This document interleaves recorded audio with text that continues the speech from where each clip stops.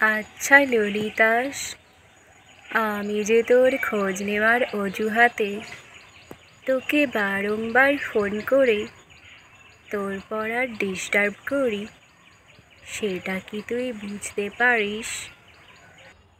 হ্যাঁ, তাই তো। তুই যখন আমায় জিজ্ঞাসা করিস যে তুই কি করছিস, তখন আমি তোকে মিছিমিছি বলি যে আমি পড়তে বসেছি।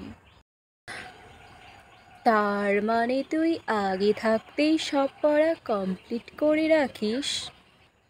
কখনোই না। তোর কি মনে হয় আমি কি এতটাই বোকা যে আমি তোকে সব সত্যি বলে দেব?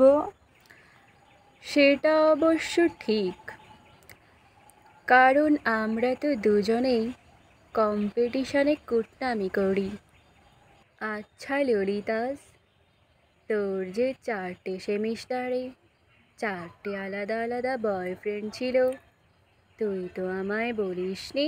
কারণ আমি জানি তুই পরনিন্দায় পরচর্চায় গুরুমা, তাই এইসব খবর তোর কাছে বাসি সটকি ছাড়া আর কিছুই না। আচ্ছা ললিতাস, তোর পঞ্চম সেমিস্টারের 5 নম্বর গাধাটাকে তুই পেলি রে? না রে, এখনো পাইনি। ভাবছি না পেলে তোর 5 নম্বরটাকেই পাঠাবো। তাহলে তোর পুরনো একটা গাধা আমায় দিস, আমি আমার পঞ্চম গাধাটাকে তোর জন্য স্যাক্রিফাইস করে দেব।